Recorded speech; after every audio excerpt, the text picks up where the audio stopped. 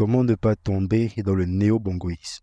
Coup d'état de palais ou non, c'est le moment. C'est le moment de faire changer les choses, d'unir nos forces pour éviter de laisser les clés du Gabon entre les mains de cette même bourgeoisie qui nous accable depuis des générations. Oligui est un bongo comme les autres, déjà par le sang, et comme tous les autres, il a profité toute sa vie du népotisme engendré par le seul fait qu'il y a ce même liquide rouge qui coule dans ses veines. Le monde politique gabonais depuis les années 70 tourne et baigne dans le champ lexical de la royauté. Oligui qui enlève Ali Bongo du pouvoir, ce n'est pas un valeureux paysan qui tue son roi, mais le chef de la garde royale qui tue son roi pour lui-même devenir roi. Le problème avec le Gabon est que là où en France ou aux États-Unis, la bourgeoisie est diverse et variée, donc cela permet un semblant de démocratie, le pouvoir voyageant entre la gauche et la droite, les républicains et les démocrates. Au Gabon, les grands pouvoirs sont détenus par les mêmes personnes et quand un n'est plus en accord avec la France comme Ali Bongo, il est simplement remplacé par un autre. Il faut savoir que quand le Gabon rejoint le Commonwealth,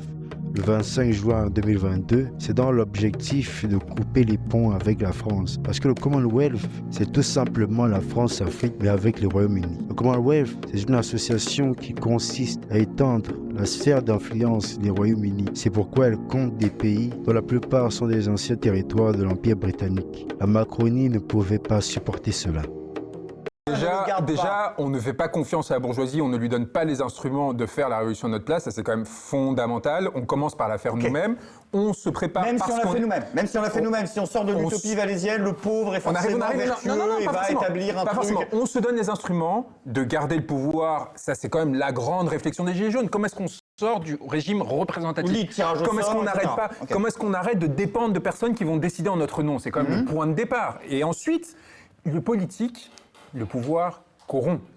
Et il corrompt quoi qu'il arrive. On évite que ça Mais rebascule. on ne l'évitera pas.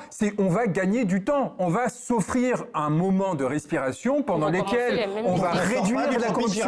On respire 2 mois et puis ensuite Pas ça 2 mois, recommence. des années. Mais c'est ça la vie. La vie, c'est vous grandissez puis vous dépérissez. Il y a un moment Il donné. n'y a pas de modification profonde institutionnelle qui permettrait de garantir que cette fois-ci, jusqu'au moment, les lendemains chantent un peu plus longtemps. J'adore, je reprends l'exemple du Sénégal. Macky Sall avait fait une réforme pour avoir 2 mandats, et maintenant il va se représenter une 3e fois. C'est-à-dire que vous avez mis une norme qui vous empêchait de vous représenter, à un moment donné vous décidez finalement cette norme ne s'applique plus, et vous la changez. Rien, ça aussi,